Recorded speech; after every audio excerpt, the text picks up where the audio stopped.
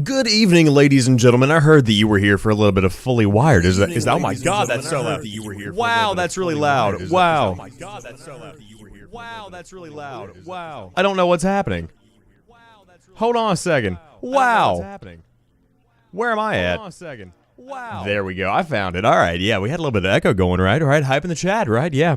Yeah, professional show. But welcome on in, guys. I hope you are doing well. We are on episode number 4 of Fully Wired, where we go over the hottest news of the week that I specifically pick out because I find it interesting to me. But you guys can always, recommend a couple of things if you did want to talk about anything specific. But tonight's episode is going to be full of some amazing stories. If I do say so myself, some amazing, some sad, some justice-related individuals have been brought to some crime-related individuals have been brought to justice, but for those that are watching later, because I do upload this thing over on YouTube and also on Facebook as well, this is a variety show that I put together every single Friday night, going live at 9 p.m. Eastern Time on twitch.tv/FullyWired if you ever did want to check it out. Obviously, it is the most professional show you'll find on the internet because I'm sitting here with an echo of my own voice multiple times going out in my audio. But again, if this is your first time watching, there are 3 other episodes, 2 of which are on YouTube, 1 of which had some copyrighted things in it, but we have since fixed that, and I don't have that issue anymore. But I hope you guys are doing well today. It has been a very long week. I've been working a lot on redoing graphics. I've been working a lot on a lot of various things, but overall, it's been a fantastic experience that I'm very proud of. I'm excited for the future of where all of my content is going across YouTube and Facebook and Twitch and Twitter and all of the other stuff, that Instagram and Mixer and... Whoa! What is this? Who are you? Where's Sam Ninny? Coming through with the... oh my gosh, dude. You are nuts, my man. You are nuts. I gotta fix these alerts. Ninny with the sub. What's going on? I'm gonna put that right there above. Yeah, we're good now. That looks way better. Dude, coming through with it 4 months in a row, man. I appreciate that sub. Thank you very, very much. But, welcome into the show. I hope you're doing very well. It has been a wild ride, has it not, to see what I've been doing on the interwebs, because you never know when I'm going to be completely, going AWOL and trying something new. But I'm very excited for the future of what I've got going on, and support like that helps it survive and thrive. And, we might start doing stuff on, we're just floating around, man. It's been a really, really fun ride. I don't know, I'm having a good time just experimenting and playing around, and it's a really, really... opening and freeing experience, if I do say so myself. If you'll allow me to indulge myself for a moment talking about what I've been doing. For those that might not know, I've been streaming over on Facebook some. I've been looking into what Mixer's got going on. I might stream there later on tonight, actually. I might play around over there. But I'm just amazed at what has happened over the course of the past... Oh my gosh. Lost Empire coming through with the sub. Welcome to the sub club of the brewery. You are welcome here anytime to come through and have a nice, cold, delicious beverage, because apparently you can buy those without getting carded. I appreciate that. I was told the alerts were fixed. I had to test it. They have, in fact, been broken many times before. You've probably seen that. Damn straight you can. Damn straight you can. Yeah, sadly, I have to stop the train. Got to save up on my end. Yo, dude, listen. Without a doubt, I want to make it very clear, and I will say this anytime that anybody is ever coming through here, discussing things or having a good time, you never need to feel compelled to sub to me. You never need to feel compelled to drop bits or donate or anything like that. I am here for free for you. That is without a doubt 100% the truth. I do not care if you sub. I don't even care if I have a sub button. I'm here for you guys 150,000, 5,000,000%, without a doubt. Lost Empire says, yeah, to be honest, not sure if I can keep that going, but it was necessary. Again, I don't mind. It's fine. I'll lose my 4-month streak. Feels bad. Oh, look at the biddies.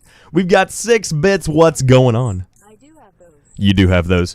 You do indeed have those. I appreciate those bits. You guys are too kind. You guys are too kind. I'm so glad to see you guys enjoying what I'm bringing to the table.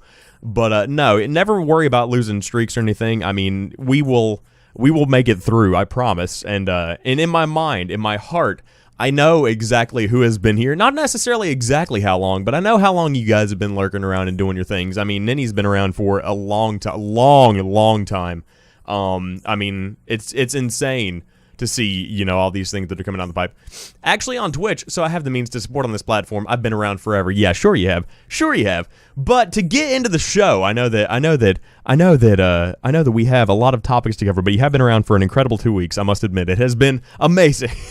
But we have some topics to address. The first story of the day is the one that's on the screen right here that I did want to discuss, and that is that Fortnite made nearly $300 million in the month of April. Now, I was going to talk about this on today's episode of Caffeinate, but when it comes down to it, we've been talking about it a good bit, so I was like, yeah, we'll go ahead and put this one on tonight's episode of Fully Wired because it sort of fits there as well.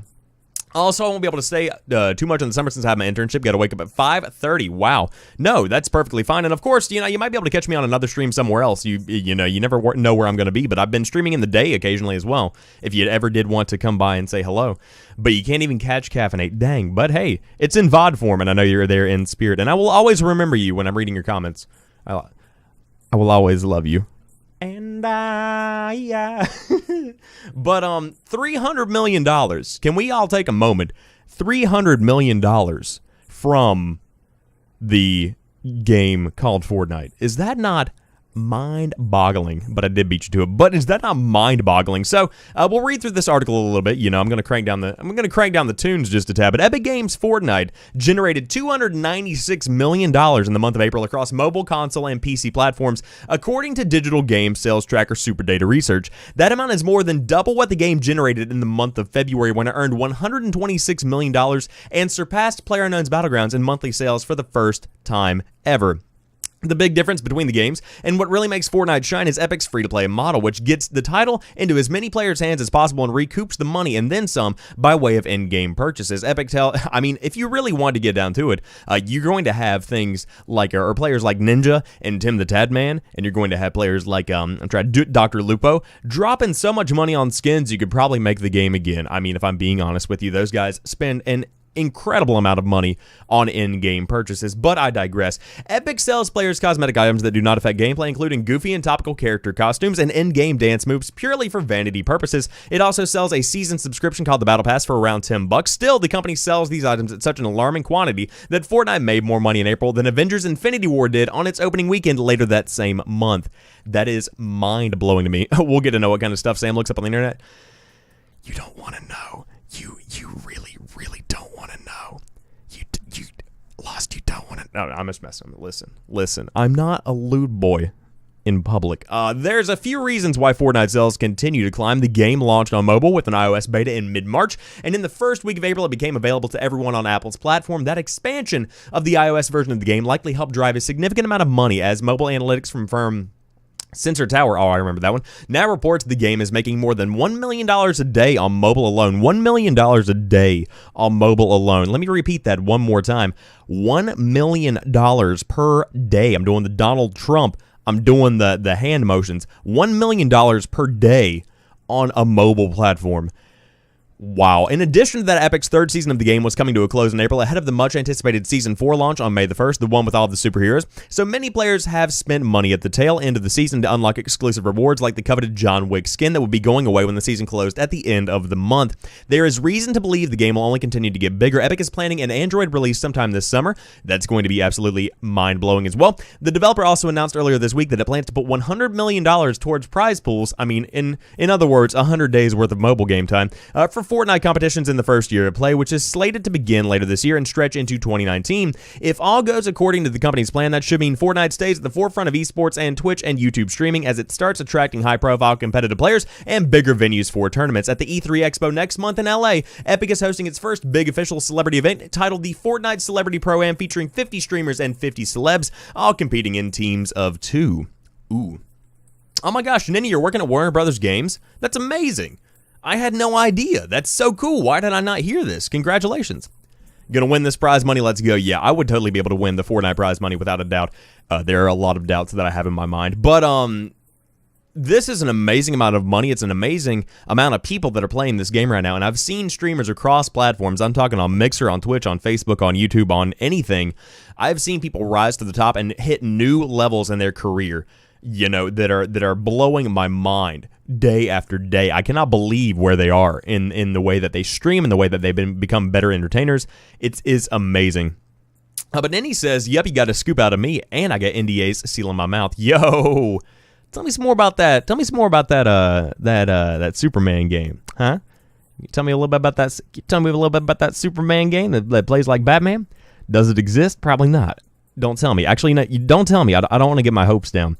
Up, whatever it may be. But, number one, congratulations on that Superman 64. The remake, is it still as clunky? I hope so.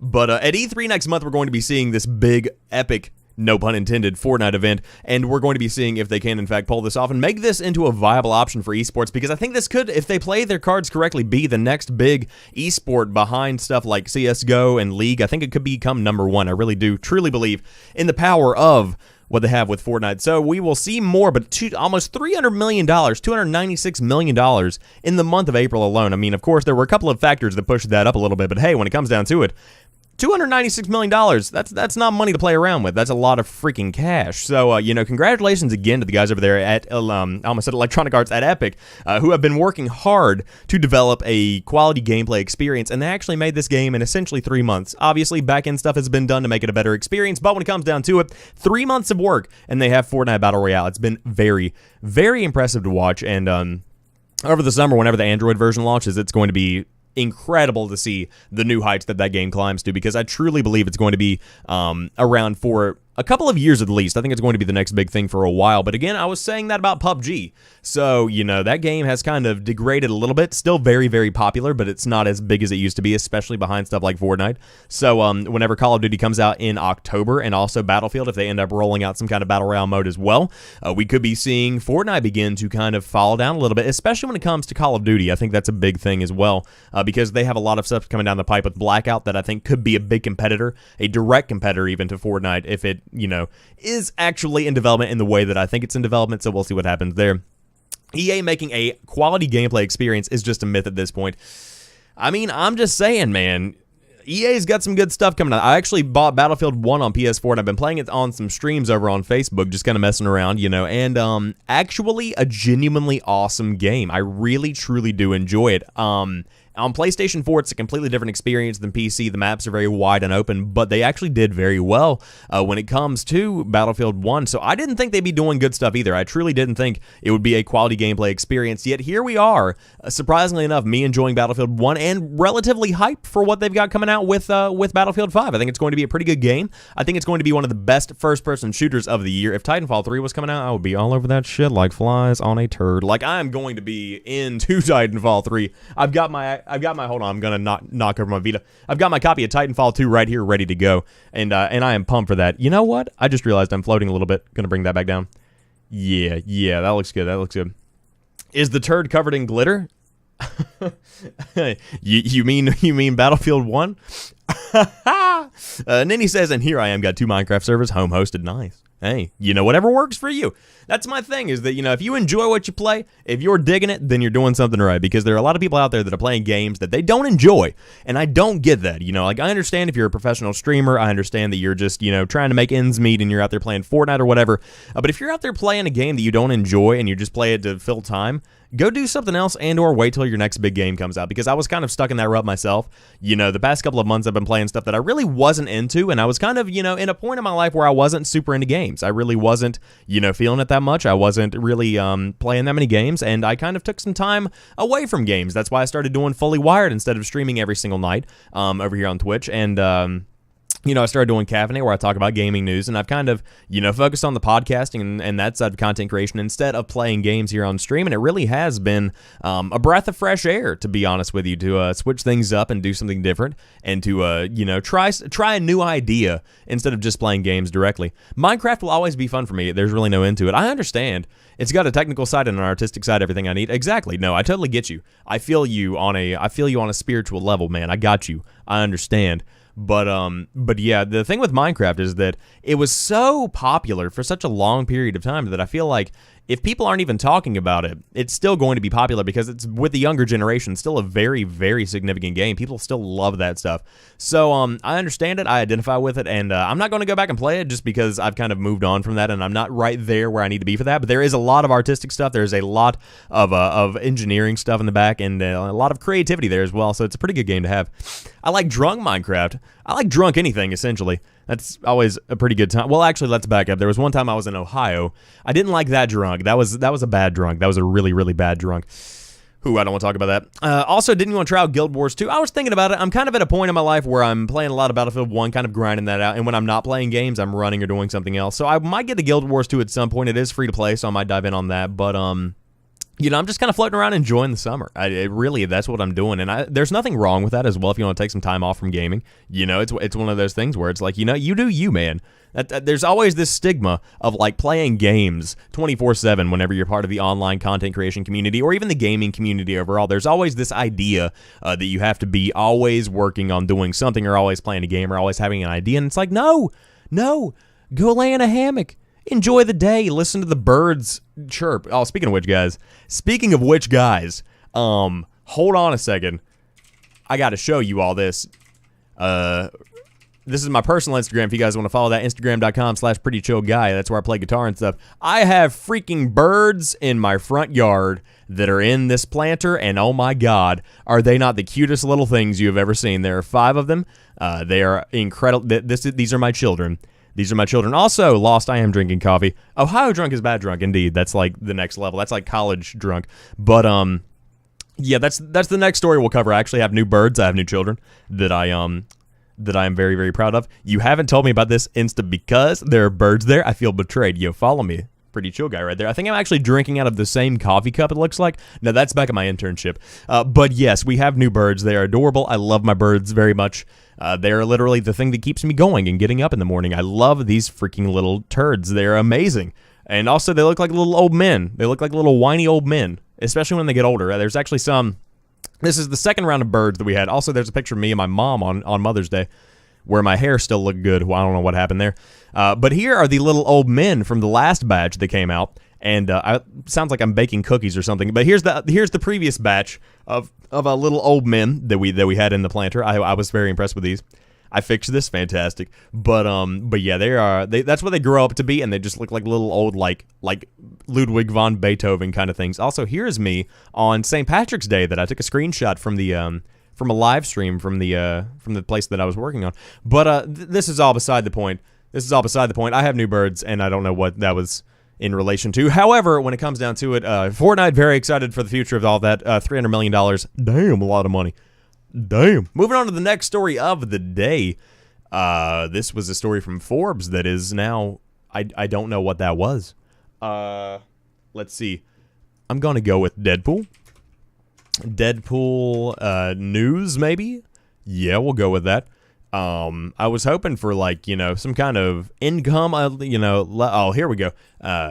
Do we really? Yeah, okay, that's fine. Box office, Deadpool 2 crossing $400 million worldwide. They have made $400 million off of the movie thus far. Very impressive numbers here. Fox released a cute Golden Girls-ish Deadpool commercial online today, presumably to coax folks to either see the movie or see the movie again over the long Memorial Day weekend. The hope is that the holiday weekend will soften the blow of what otherwise might be a hefty second weekend drop, and we'll see if it ends up closer to $220 million or $230 million domestic by Monday night. The movie has earned $164 million in its first week of domestic release, meaning it has earned at least $370 million worldwide on a $110 million budget, leaving a $260 million that has been made so far. Very impressive. In the chat, Law says, upon reviewing your personal Insta, I've decided we're doing a musical collab. Not optional, it's happening. I'm not that good. But maybe. Also, I can't wait for AOE 4 to come out. Age of Empires, maybe? Got some Age of Empires. But yeah, dude, there's a lot of awesome games coming out down the pipe. Very much so, a lot of awesome games. But with Deadpool, I did want to talk about Deadpool for just a minute. It's going to be just a moment of indulging myself in a Deadpool, but it is a yes. But when it comes to Deadpool, I went to go see this game last night, okay? I went out with some friends that I went to high school with. We graduated together. They go to, like, a couple of colleges that are about 4 hours away and about a state away. You know, I don't see them very often, generally about once or twice, maybe 3 times a year. And so we all went out, we got dinner, we got drinks, we went to go see Deadpool 2. And I didn't have, like, huge expectations. I wasn't, hyped up beyond a reasonable doubt around the movie. I thought it was going to be good, but I wasn't, like, pumped for it. I don't know what happened, but I fell in love with this movie. It was so good. I never saw the first one. I didn't really see the need to. I'm sure that I would have a couple of innuendos that would have been snuck in there that could have related to the first movie. But when it comes down to it, Deadpool 2 is just fantastic in and of itself. So if you have not seen the movie, I would highly recommend going and seeing it, or at least waiting until you have it on DVD if you did want to check it out then. At the end of the day, if you want to wait until it's on HBO, it's still a quality movie if you did want to watch that. Nanny says, I wonder what they'll do with Age of Empires 4. The first one was in the classical age with Romans and geeks and stuff. Greece. Romans and geeks, yes, there we go. The second one was in the medieval era, in the fall of Rome. Ooh, and the third one is about the colonization era. So the next one will be World War. I mean, it's a World War kind of year. We're getting a lot of those. I bet it's a great movie drunk. Oh, yes. Maybe. I wouldn't know, would I? But I do want to see the first one. That's one thing I do want to see is the first Deadpool. But I'm very excited to see if they make a Deadpool 3. They definitely left it open, and I feel like there's definitely going to be a Deadpool 3 just because of the nature of the way that the last game was left. I can't imagine them not. And plus, this movie's making freaking bank. There's a ton of stuff.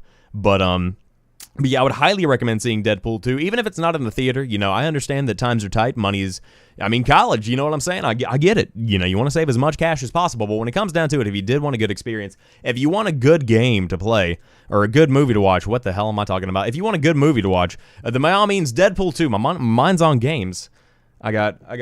Yeah, you know what I'm saying. But, yes, very excited here. So, if you did want to check it out, you can be part of that $400 million if you did want to check it out this weekend, because it is a long weekend and a lot of people have Monday off. Not everybody, but some people. And, yeah, definitely recommend it. Surprised that I haven't seen the first one. Kind of wish that I had. Lost has said it's not even money. I don't have the ability to watch it on a screen that big without crying. Oh, well, all right then. Also, did you see Infinity War? No, I didn't. I have not seen Infinity War, but you know what I did see? I saw Thanos in Fortnite, but no, I have not seen Infinity War. That's one movie I do need to see that I will be seeing at some point. But I would, I'd probably be waiting a while for that one. But yeah, but I'll probably be checking that one out at some point. Yeah, but it was all hilarious. I love the idea behind Infinity War, but I feel like I have to go back and watch all the other Marvel movies because I haven't seen any of the movies that have come out in the main line since pretty much Iron Man 3. I think the last one that I remember seeing was Thor Dark World. That was the one that I saw in the theater. But aside from that, I've just seen snippets. I've never seen Guardians of the Galaxy, even though that's like the soundtrack that is written for me. I really need to get back and see that. I can't deal with graphic violence on large screens. Oh, I see. This is a very gruesome movie. No, I'm not gonna lie. This is a very, very gruesome movie, if I'm being very real with you. But yeah, I would definitely recommend small screens, low volume. Need to watch for 3. Wait, you need to watch Thor 3 since that's the one Infinity War follows up on.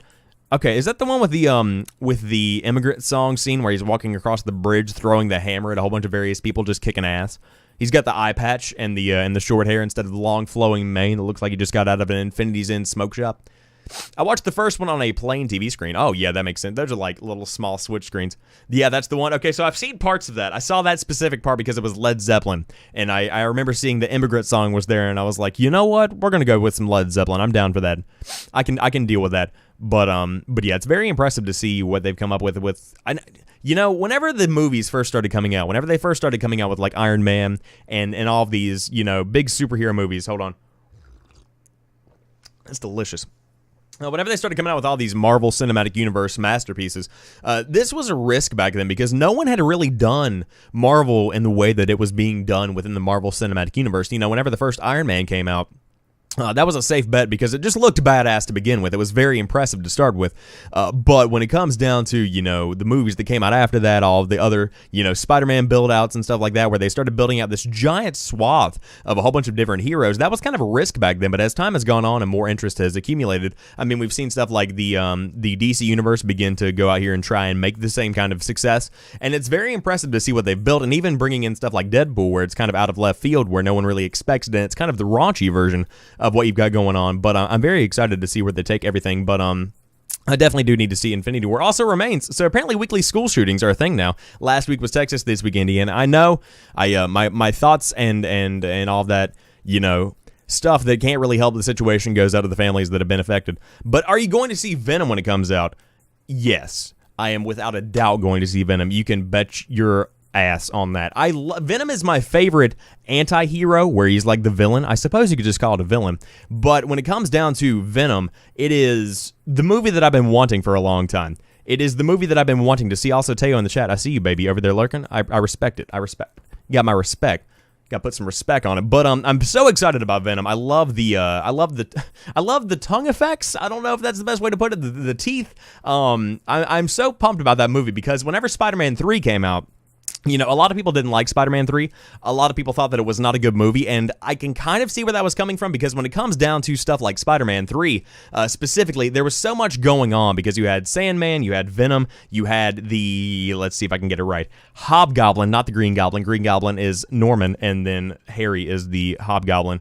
Nailed it, Spider-Man lore, but you had so much stuff going on there that it was kind of a little bit overwhelming, you know, it was a little bit too much. So, with that being said, coming from the perspective of like a 10-year-old kid, that shit was badass, man. You know, that was the coolest thing I've seen. It was really nice. Anti-hero and villain isn't the same thing. Deadpool being an anti-hero. Yeah, that's true. Okay, yeah. My definitions are a little bit off. Venom is very much so, I mean, his name is Eddie Brock, I believe, if I remember correctly. He's essentially, if they follow the same lore, competing with Peter Parker at the Daily Bugle. So they're both going in for the photographer position and trying to get J.J. Jameson?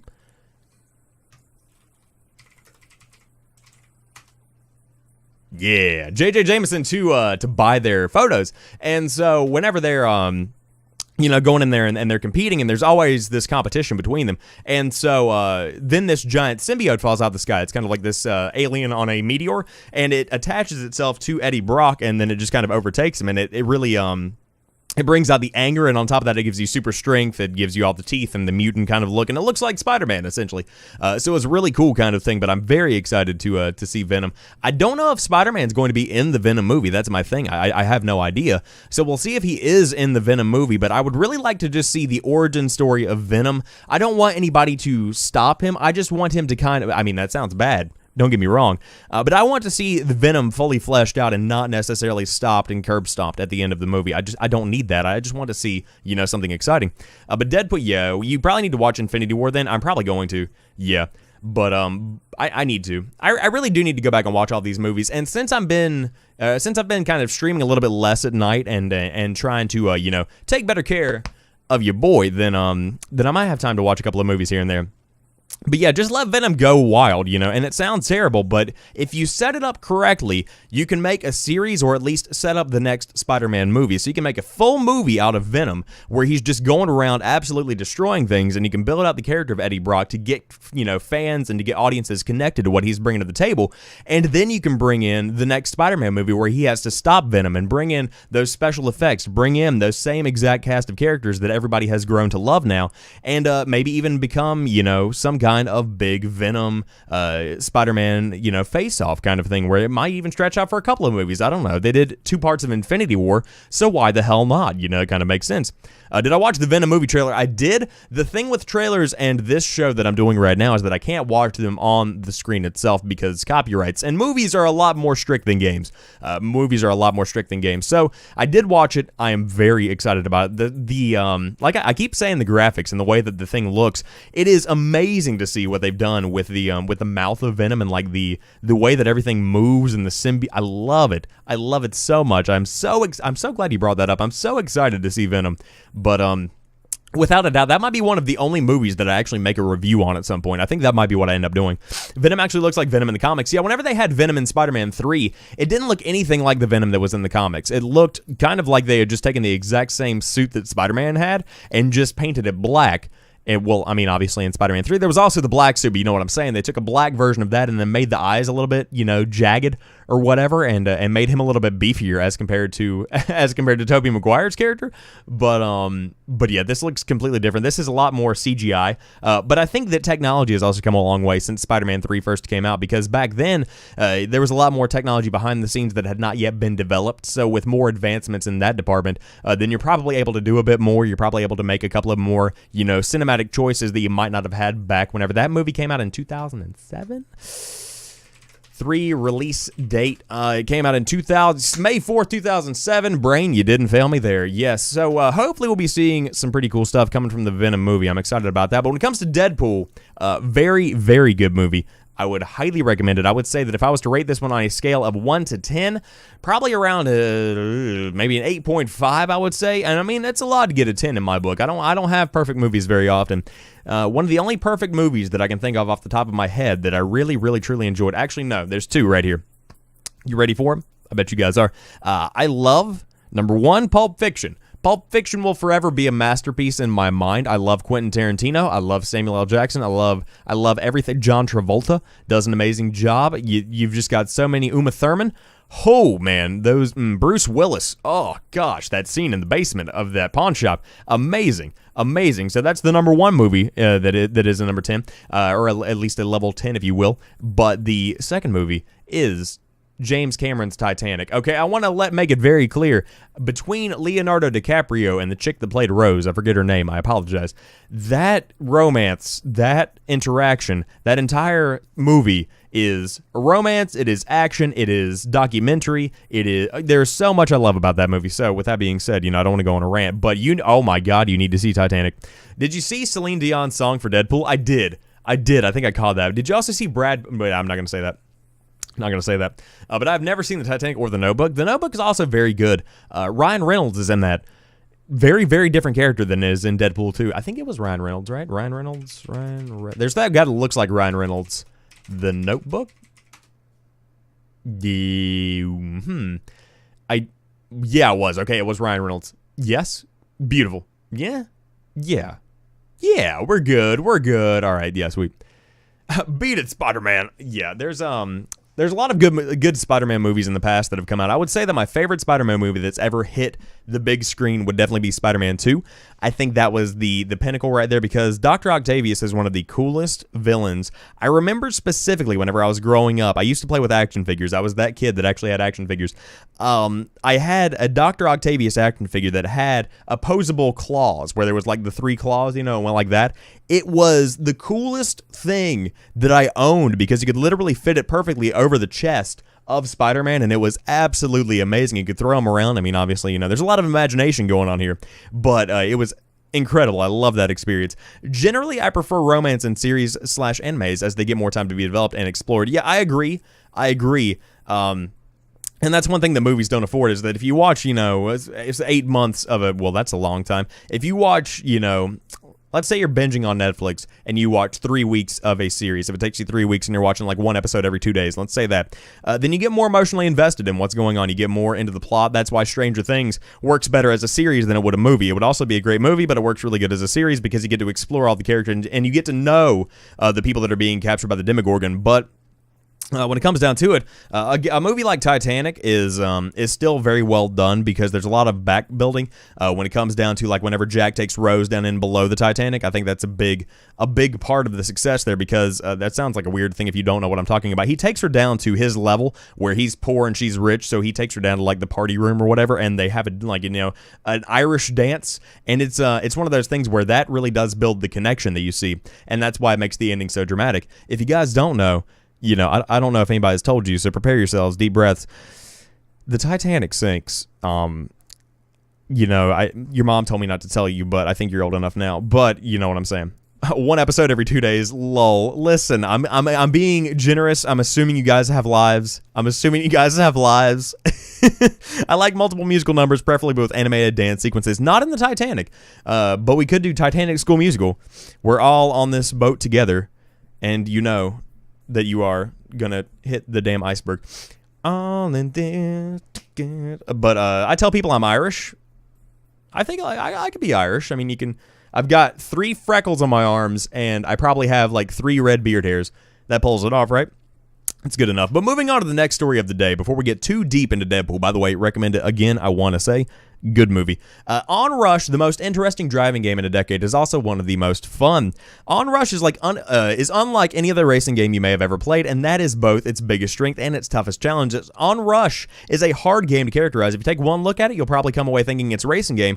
What with all the cars speeding in the game direction? That is not what Onrush is. In fact, there is little here that resembles anything you typically associate with racing games. In other words, there's no sprint, circuit races, or time trials. If you haven't played the beta, this may sound bizarre, but what makes Onrush incredibly interesting, not just as a game, but as a case study for how genre blending can work in driving games. Onrush has more in common with a hero shooter than it does with MotorStorm or Drive Club. Debatable. Even if there aren't any guns or shooting to be found, it is also just as plainly influenced by Burnout, Blur, Rocket League, and Evolution's own MotorStorm series. Every mode in Onrush is its own game, and it's through each one that the game demonstrates the potential for marrying shooter tropes to driving game mechanics. So, before I get more into this, let's get back into the chat for a minute. Also, Darth Vader, Luke's son. Ooh, you're not my dad. No. I mean, I was told growing up I was Irish, like 50% or more. Nope, we got our genetics done. We're all Scottish.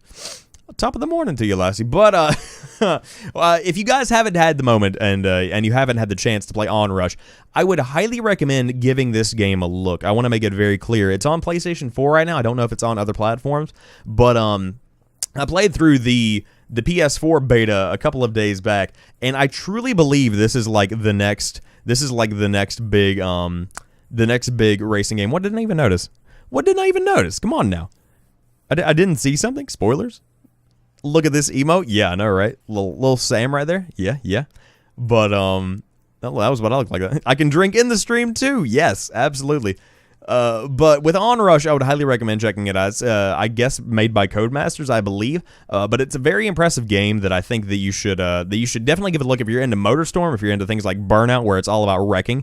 If you are into stuff like Rocket League, there's a lot of explosions and things along those lines. But it's a very, very fun game that I was kind of shocked that I enjoyed. I didn't really expect much going into it, but it's definitely worth a look. I don't know if there's going to be another beta, but I know that it's going to be a full-priced game when it comes out, and I don't know that it's worth a full $60. I don't know that it's worth the full price of a game, but it's very beautiful. I would say that it's more of like a $40, maybe $30 game, 30 or 40.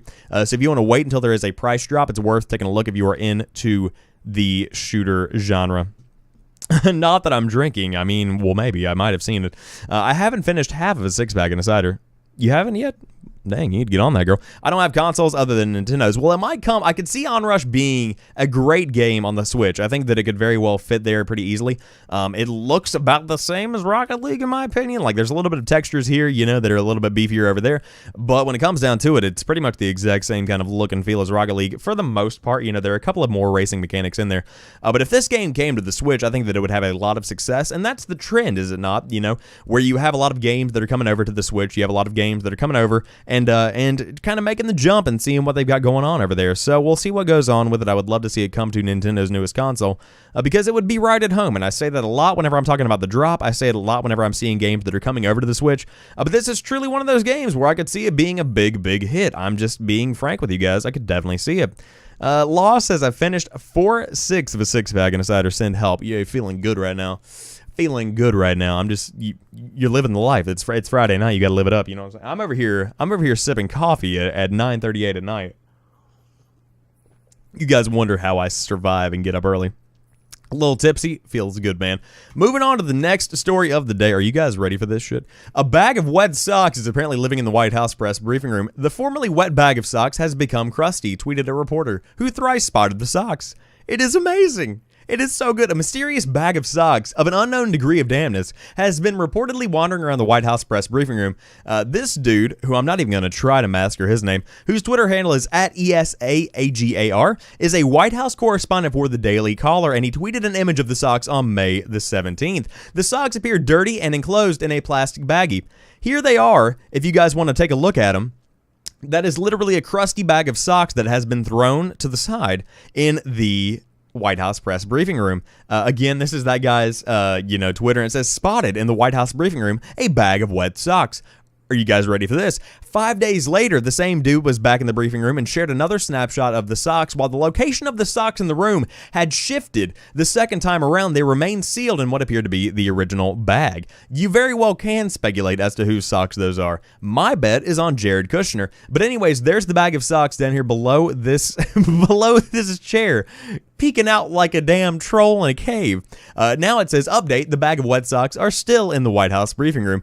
This dude's third spotting of the socks came a full week after the first on May the 24th. The formerly wet socks were now reportedly crusty. Oh my God, they've changed color. I vote Mike Pence. Yeah, President, I was down there. I was going to the gym, and I don't know what happened to my socks. I put them in the Ziploc bag that I brought my sandwich in this morning, but I just don't know where it went. I suppose we'll find it at some point down the line, but I don't know. I took a little nap in the press briefing room, but I didn't leave it. I was using it as a pillow. That's what I was doing. Or Joe Biden still has access to the White House. Oh, that's great. Oh, that's great. Joe Biden, though, that man is, there's a lot of stuff about Joe Biden that we might talk about at some point, but he's not the man that everybody thinks that he is. Fun fact. Give it a Google. You'll never know what you'll find. Also, apparently, there's a guy running for the GOP spot for the next presidential race that is a believer in the Illuminati and says that Beyonce is within it. Maybe truthful, maybe not. Who knows what's going on? We'll see what happens. The White House did not immediately respond to Huffington Post's request for comment on the socks saga. Social media, however, has offered all the comments about the socks. This dude, James Hicks on Twitter, says, maybe it's just me, but why don't, instead of making jokes about the bag, one of you reach down, pick up the bag, and dispose of them in the garbage? It's what reasonable adults would do. Hell no, James. It's a bag of dirty socks in the White House. This is like a gold, a pot of gold at the end of the rainbow. This is hilarious shit. Obama would give him a high five, though, and that's all that matters. True, he probably would. But Peter on Twitter, Peter J. Hassan, says animals, and then he just quotes the other guy. And then this guy says, I want answers. I don't know why, but this is extraordinarily interesting to me. Please keep us updated. I want answers about these socks. Damn it.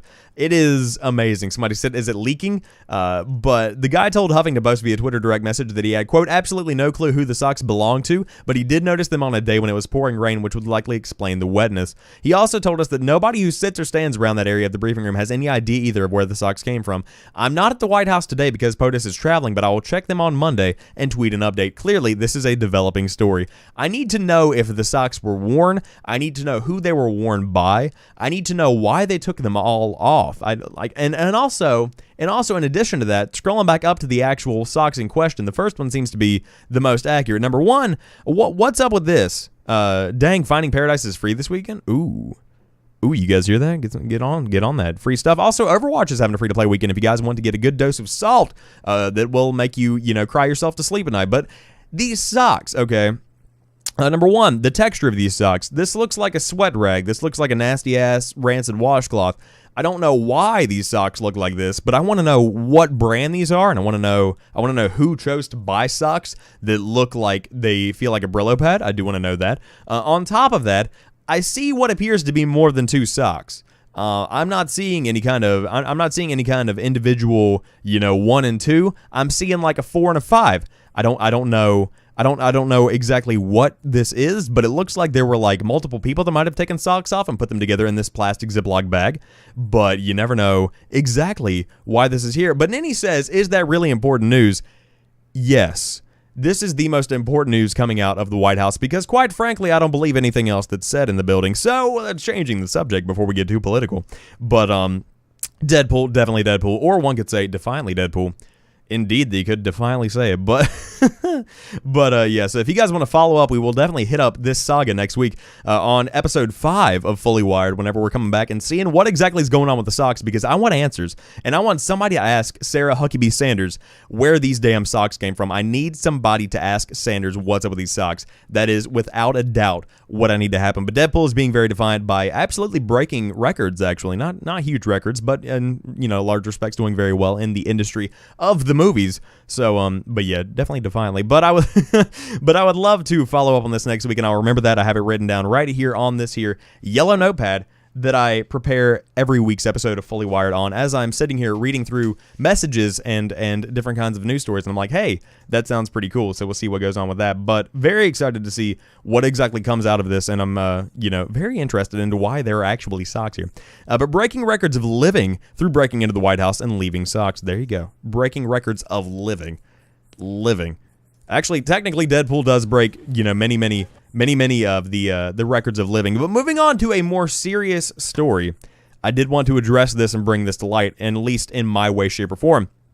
Arrested on rape charges, Weinstein posts $1 million bail. I'm pretty excited about that. Also, fun fact, Raft was released on Steam 2 days ago. I saw a guy playing it. It looks okay. In a mirror image of his days presiding over Hollywood red carpets, the disgraced movie mogul Harvey Weinstein was led in handcuffs past a gauntlet, whatever it may be, of photographers on Friday as he appeared in court to face charges that he had raped one woman and forced another to perform oral sex. So the main thing here is that Harvey Weinstein has been brought to justice. He has now been, formally charged with the crimes that have been, presented to him and that have been brought to light. He was the one that kicked off, and I hated how Fox News phrased this. I was at the gym earlier today, and on the big screen it said that Harvey Weinstein helped kick off he helped initiate the Me Too movement or whatever. And, I don't get political, I don't get, social, controversial, any of that stuff. But Harvey Weinstein didn't kick off the Me Too movement. I want to make that very clear. There were brave women that came forth and said that he was a piece of shit. Those are the women that kicked off the Me Too movement, okay? Let's make that very clear. It's not Harvey Weinstein. It's the fact that brave women were able to get above and beyond what was normally considered the limitation and the wall, and they broke through that, and they were brave enough to come forward and help so many women make other allegations and accusations. But I mean, with Harvey Weinstein, after that was brought out, you had the Bill Cosby stuff that came out. This week, which is the next story, we had Morgan Freeman.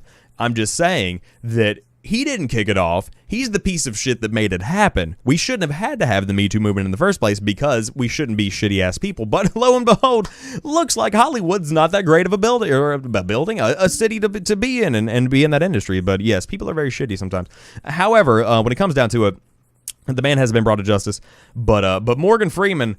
Moving on to the next story, women accuse Morgan Freeman of inappropriate behavior and harassment. A young production assistant thought she had landed the job of her dreams when in the summer of 2015 she started work on Going in Style, a bank heist comedy starring Morgan Freeman, Michael Caine, and Alan Arkin. But the job quickly devolved into several months of harassment, she told CNN. She alleges that Freeman subjected her to unwanted touching and comments about her figure or clothing on a near-daily basis. Freeman would rest his hand on her lower back and rub her lower back, she said. In one incident, she said, Freeman kept trying to lift up my skirt and asking if I was wearing underwear. He never successfully lifted her skirt, she said. He would touch it and try to lift it. She would move away and then he'd try again. Eventually, she said, Alan Arkin made a comment telling him to stop. Morgan got freaked out and didn't know what to say. Freeman's alleged inappropriate behavior was not limited to that one movie set, according to other sources who spoke to CNN. A woman who was a senior member of the production staff of the movie Now You See Me in 2012 told CNN that Freeman sexually harassed her and that her female assistant on numerous occasions by making comments about their bodies. He did comment on our bodies. We knew that he was, coming by, not to wear any top that would show our breasts, not to wear anything that would show our bottoms, meaning not wearing clothes that were fitted, which is something people shouldn't have to worry about, to be honest with you. But, apparently with Morgan Freeman. At 80 years old, Freeman is one of Hollywood's biggest stars with a movie career that spans nearly 5 decades. His starring roles in movies like Driving Miss Daisy and Shawshank Redemption, 2 amazing movies. Damn it, Morgan, in the late 1980s and early 1990s made him a household name. He won an Oscar for Best Supporting Actor for 2004's $1 Million Baby and has earned 4 other Oscar nominations. His voiceover work has also become iconic, including his narration for the Academy Award-winning documentaries The Long Way Home and March of the Penguins. In all, 16 people spoke to CNN about Freeman as part of this investigation, 8 of whom said they were victims of what some called harassment and others called inappropriate behavior by Freeman. 8 said they witnessed Freeman's alleged conduct. These 16 people together described a pattern of inappropriate behavior by Freeman on set while promoting his movies, not his motives. No, we don't promote that. At his production company, Revelations Entertainment. Of those 16, 7 people described an environment at Revelations Entertainment that included allegations of sexual or inappropriate behavior. We could go on and read more of this, but essentially when it comes down to it, Morgan Freeman apparently has been accused of being, like a lot of other men in Hollywood, apparently a large piece of shit. But, I mean, it's one of those things where I think the reason they talk about the success and the accomplishments of the actors is so you can tie the faces to them. Of course, you and I know that Morgan Freeman is kind of a household name, and we know who Morgan Freeman is. But for some people, they might say, isn't that black guy from Shawshank Redemption? Isn't that dude from Driving Miss Daisy, whatever it may be? Isn't that guy that played God? Literally the man that played God. Come on now. But I feel like that's kind of... I can smell you. That's a great video. But it's just that's so on point. But if you guys haven't seen that video, you need to go look it up. I don't want to look it up right now, but it's on YouTube. You just look up Morgan Freeman. I can smell you, and I think it's I can't remember who it is, but man, that's some funny stuff right there. But when it comes to Morgan Freeman, this is one of those ones where you can ask. It was Gassy Mexican, that's what it is. But I was talking to my mom about this, and we had just gotten home from work, and I was coming back here, and I was doing my thing where I get ready to work on videos and stuff like that, and I just do my content creation stuff, and I sit down and I open up Twitter, and I see that Morgan Freeman is trending, and like many other people, I sat down and I was like, shit, Morgan Freeman died. And then the further I looked into it, I realized that it's just his acting career and the fact that he was, a reputable individual that a lot of people looked up to, including myself, and now he is not. But 11 out of 10 voice acting indeed over there at Gassy Mexican stuff. He also played a dude in the Lego Movie. Damn it, not the Lego Movie, man, not the Lego. No, I never watched the Lego Movie. So if you, believe the stuff that's being brought forth about Morgan Freeman, then this is definitely a big blow to his reputation. And I think that he's pretty much done in Hollywood at this point. However, when it comes down to it, some people are going to say that it's not one of those, definitive things where it actually happened. Some people are going to say that it's fake. But when it comes, Ninny, please. But when it comes down to it, this is not okay. This is 16 women that have come out and said something, 7 of which had definitive, evidence or definitive, claims. If it's 1 or 2, you might be having some people gang up on a dude, but when it's that many, that it's the thing. But every, thing that's brought forward, every kind of accusation needs to be addressed, needs to be discussed and kind of, examined, because you never know when something is actually here. Okay, number 1, you have to watch the Lego Movie. Number 2, I'm honestly just trying to keep my mouth shut about this whole situation because I am pissed off. Yo, listen, I'm just saying. It's bad. It's really bad. I hope that I addressed it in a correct way, in the way that I hope that I put my thoughts into words where it's just like, this is some bullshit, and we just got to keep moving forward. Everything is awesome when you actually are a good person. Moving on to the next story of the day, getting out of the depression. We have every game confirmed coming to E3 2018 so far, so I did want to talk about this for a bit. All of the games that are coming out right here. We've got Battlefield 5, Beyond Good and Evil 2. I'm just going through the highlights right here. Atari Flashback Classics for the Switch. That's going to be a pretty good one. I'm looking down some more. Death Stranding is going to be there. Black Ops 4, of course. We've got some For Honor, Ghost of Tsushima, Kingdom Hearts 3, Last of Us Part 2, Monster Hunter Generations Ultimate. Somebody hit up Decky. Let them know that that's going to be at E3. Going to be some exciting stuff. But that's going to be some pretty good stuff. Rage 2, going to be a really good one. I don't know what Re-Evolve is. I really hope that it's not a re-release of Evolve. I swear if it is. Re-Evolve. I've got it. Wait, was it... Which one was it? It was actually Re-Evolve. God, that's such a terrible name. Please tell me it's not... Please tell me it's not a remake. Please tell me it's not a remake. Please tell me it's not a remake. It's not even announced yet? What is this? Remedy's new game. Okay, alright. That's alright. I was very concerned that it was going to be Evolve again. Oh, please no. But Remedy's new game has been untitled. Spider-Man, hell yeah. Splatoon 2 is getting the esports competition thing that's been coming for a while. We've got Skull and Bones. That'll be a pretty awesome one coming to, I think it's Ubisoft's E3 press conference, which I'm going to be covering live on some platform, probably YouTube. We'll see what goes on with that. I don't want to get into any kind of copyright issues or anything like that. But yeah, we've got Transference, which I've heard a good bit about. I'm pretty excited about that. But these are all the games that have been confirmed. Of course, we are going to be seeing more of these announcements over the next couple of weeks as time rolls on and as we get more, more time that is taken away between us and E3. It's going to become a very interesting time. And of course, as usual, I have done it for the past 4 or 5 years now. We're going to be covering a ton of information coming out of E3 right here on the YouTube channel, youtube.com/SamuelAdamsMedia. If you did want to check that out, I'm going to be covering all the big press conferences. I'm going to be making videos on all the biggest gaming news, any kind of big drama that comes out of the show. You can expect a ton of content coming out both live and pre-recorded and also written form. I'm going to try and do some stuff there. We'll see what happens.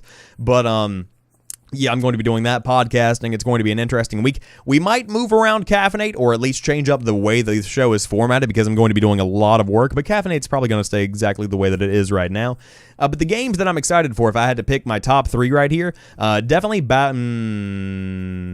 of Tsushima, without a doubt, because I want to see what that game actually is. I'm going to go ahead and say Spider-Man because I know that game's going to be fantastic, so I'm excited to see a little bit more. And on top of that, if I had to choose one more game out of this list, I would say that I'm interested in seeing more about Skull and Bones, maybe even a release time frame. I'm not expecting a definitive date, but I think that we could be seeing something along the lines of like a Q2 2019 or whatever it might be. We need to have some kind of definitive idea of when that game's coming out, and also it would be great to see a name change. I'm just saying, like, I really want to see a name change because Skull and Bones, it's okay, but it's very generic piratey. I'm not a big fan of that. But Nenny says Smash Switch is my game in that list. I can understand that. I was going to say that I'm excited to see what they have to bring with Super Smash Bros. On the Switch, but when it comes down to it, we all know that it's going to be more Smash in the best way, shape, form possible. It's going to be on the Switch. It's going to be amazing. I have no doubt that it's going to be well optimized, and the character list is going to be phenomenal. The maps are going to look beautiful. I have full faith in what they've got coming with Super Smash because there's never been a bad Smash Bros. Game. That's what it comes down to. Is like this is always going to be, you know, one of the #1 competitive fighters in the genre. This is going to be one of the #1 party games in the genre. I mean, I have memories with friends playing a ton of Super Smash on both GameCube with Melee and also on Brawl on the Wii. So I'm very excited about that. But as long as Toon Link is there, I'm good. Got to have my main. There you go. There you go. I see what you're saying. But War Clash, I think, is that plain game. I might be wrong about that, but I'm very excited to see more of this. One game that I'm not super pumped about seeing at the show. You know, I'm glad that it's going to be there. I'm glad that it's going to be coming out, but I'm not super in to The Last of Us Part 2. I don't know why. I don't need to see any more of that game. That's exactly why I'm not super into this, because I know what this game is.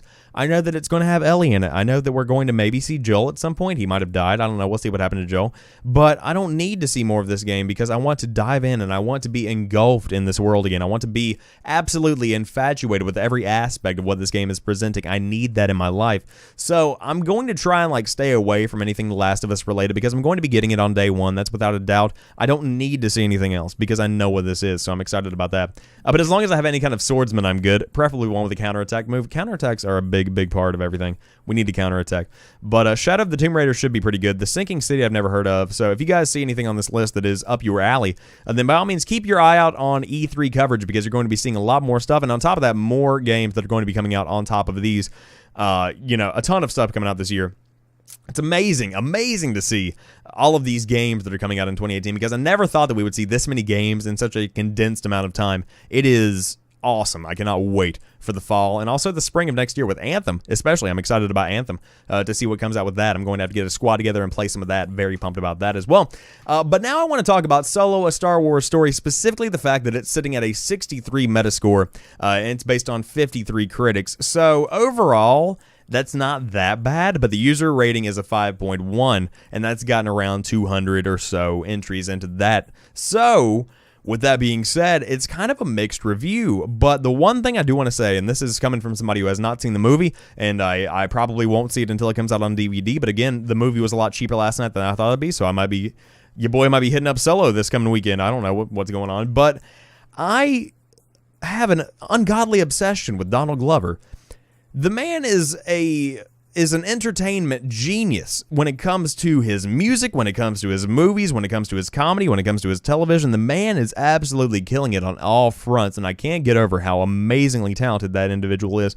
It is amazing to see what the dude comes out with when it comes to his acting career. It is just amazing to see him perfectly embody Lando Calrissian and just to be able to see him recreate what was saw in the old Star Wars movies and bring that character back out and become this sly as a fox, you know, gun-toting, essentially space pirate. It's amazing what the dude has done with his personality and with his career and with his hair in this movie. It's very impressive hair. But you know, I digress. I just wanted to bring that up and talk about Solo for a minute. But again, you know, 63, I've heard mixed stuff about this movie. I've heard that it's okay. I've heard that it's not great. But I'm excited to see it for myself at some point because I am a Star Wars fan, but I'm not super into the new movies. I feel like over the past couple of years, especially since The Force Awakens, it felt like the entire franchise became oversaturated in a very short period of time. Between releasing stuff like 2015 Battlefront, between releasing stuff like a couple of new movies, these spin-off movies like Rogue One and Solo, where they have these Star Wars stories, it seems like there's so much content and so many action figures and soundtracks and TV shows and all this stuff that's coming out. It's like, ugh, God, calm down. Let's go back to where there was a 20-period stretch where no one talked about it. 450,000 viewers for Fortnite. What is going on? Probably Ninja hosting some kind of tournament, I would say. I would say Ninja's probably got about 230,000 of those right now. But yeah, it's amazing to see what's going on over there on Twitch. Whew, those numbers. Like I said, man, the game is making bank, almost $300 million in the month of April, but 180. Whenever I got on, he was at 230. Not that I was watching or anything, but I did want to move on to some more Star Wars news. Speaking of oversaturation, report Star Wars Boba Fett spinoff will be written, directed by Logan, director, which is going to be amazing because Logan was a damn good movie. The Bounty Hunter is reportedly one of many films in development. Boba Fett is finally getting his very own standalone movie. The character who made his first appearance in Star Wars Episode 5, The Empire Strikes Back, as the bounty hunter sent to find Han Solo, will be the subject of a spin-off movie, according to The Hollywood Reporter. James Mangold, who directed and co-wrote Logan, is set to write and direct the Boba Fett film. There isn't too much information about the spinoff just yet. The Hollywood Reporter didn't suggest whether or not it would be the next standalone movie in the Star Wars franchise, though the report did indicate that Fett was one of multiple classic Star Wars characters set to receive his own movie, including Obi-Wan Kenobi. Lucasfilm CEO Kathleen Kennedy recently said that the studio is also interested in pursuing a standalone Lando Calrissian movie. Thank you, Jesus. But yes, rumors about a Boba Fett spinoff have circulated for years. The studio is working on a Boba Fett movie with Fantastic Four director Josh Trank. Please no. According to an Entertainment Weekly article from 2015, but that never panned out. Thank you, Jesus. Lucasfilm first announced the anthology films in 2013, just after Disney's acquisition of the company. No official announcement has been made about the standalone project at this time. So, I do prefer small streams, says Ninny in the chat. Hey, man, guess who's got a small stream that you want to watch? This guy. Lost says, I don't remember striking back at anyone yet. Please don't. Please don't. Lost it. No, I get what you did there. I respect it. But I would love to see a Boba Fett movie. When it comes to this individual, when it comes to this character, there are few in Star Wars that have as much mystery and backstory as Boba Fett. There's so much you can do with this character. There's so much that can be explored.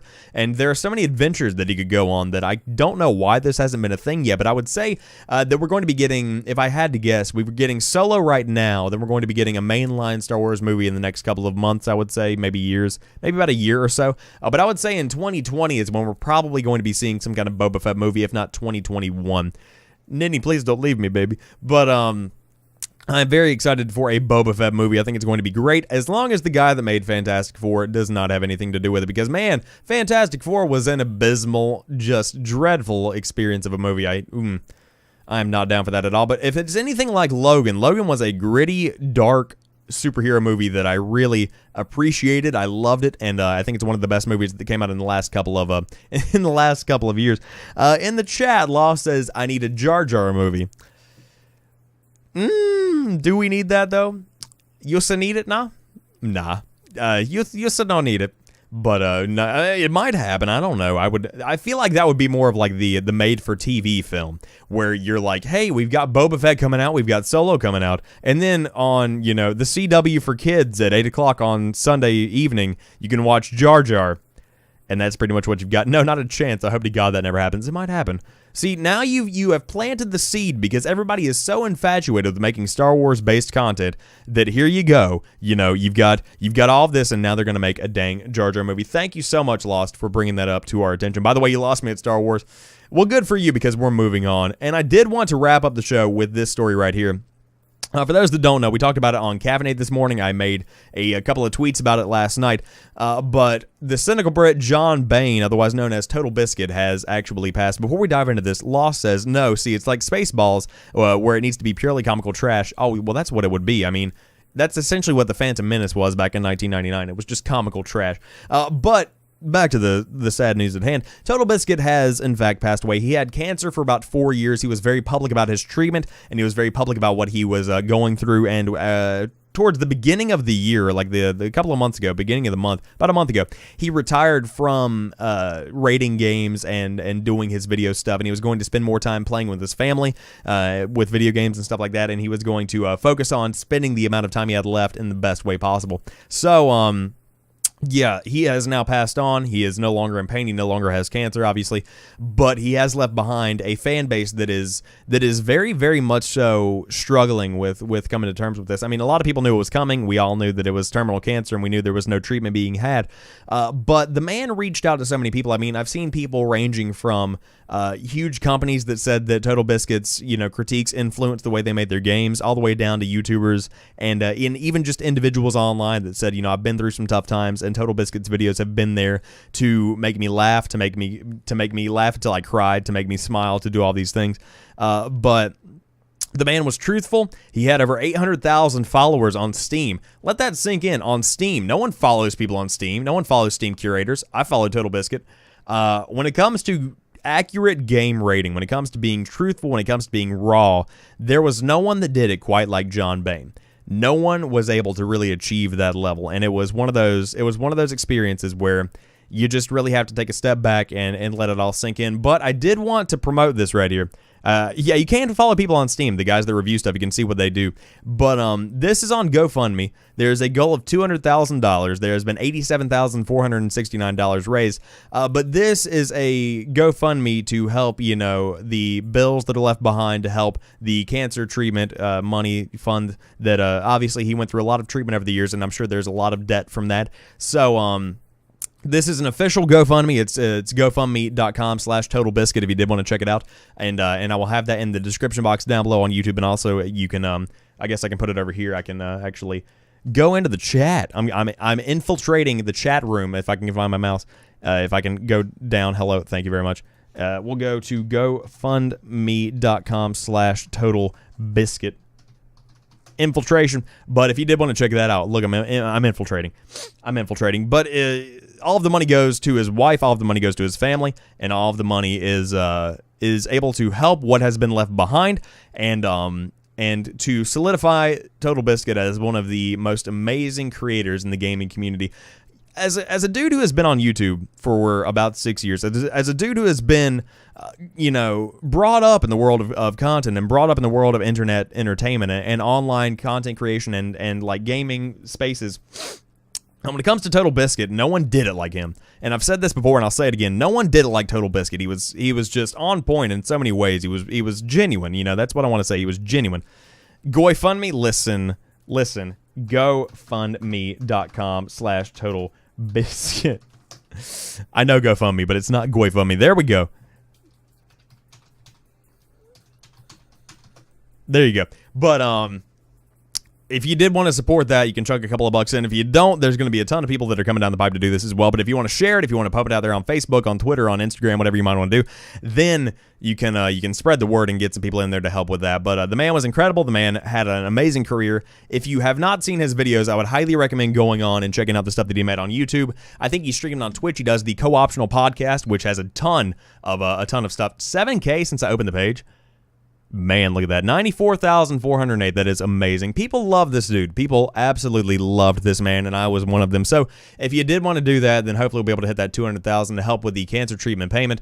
But I just wanted to let you guys know, and I did want to pay my respects. So my man, thank you so much for the years of good content and for being an inspiration to those of us like myself that have literally no idea what we're doing, but for some reason people enjoy what we do. So there have been 918 shares on the GoFundMe if you did want to get in on that and share it on your social media pages or your own Twitch streams. And also the cool thing is that if you did want to do some fundraising to help the cause, then you can actually go and actually donate directly or encourage your viewers to donate directly to this fund. Again, I know not everybody knows Total Biscuit. I know not everybody remembers what he did, but when it comes down to it, you can definitely go check out all of the amazing stuff that he has been able to accomplish and make. And yeah, so rest in peace, Total Biscuit. John Bain, good man.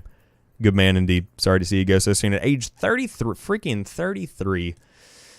God, man, that sucks. But that is all for today's episode of Fully Wired. Hope you guys have enjoyed today's episode of the show. If you did, and you're watching on YouTube later on, then drop me a like down below and leave a comment letting me know what your favorite story of the week was. If you are watching live right now on Twitch, thank you so much for being here. You guys mean the world to me. Thank you for checking out the show, and I hope you have enjoyed what you did see.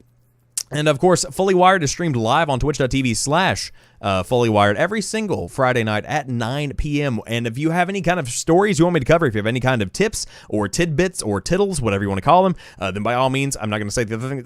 I'm not going to say the other thing that came to mind. But if you have any kind of things you want to share with me, by all means, hit me up on Twitter at PrettyChillGuy and follow me over there for all of my dank memes and my content creation. I'll be watching on Facebook Live. It's going to be on Facebook, to be honest with you. I'm going to put it up over there as well. Facebook.com/SamuelAdamsMedia. But I will talk to you guys soon. I hope you guys have an amazing week. And I'm sure that I will talk to both of you in some way, shape, or form on another platform or even on Twitch. Who the hell knows? what I'm gonna do with my content. I am like a crazy man over here, just going all out, doing a whole bunch of other stuff. Don't do Facebook anymore. I understand. It's not for everybody. But I love you guys very much. I hope you have a fantastic night. I'm going to go upload this over on various other platforms, and I will talk to you guys very soon. But thank you so much for subscribing, to both of you in my chat, Ninny and Lost, and everybody else that's lurking and watching along. And then by all means, I appreciate you guys so much. Thank you for supporting the content, sharing the good times, and it means a lot to have this much support for these crazy ideas that I come up with, because I'm not doing the traditional thing, and it's like people still like what I make, and people still get what I'm doing, and people still appreciate it, and it's like, my people. But I hope you guys have a good one. I will talk to you very soon, and peace.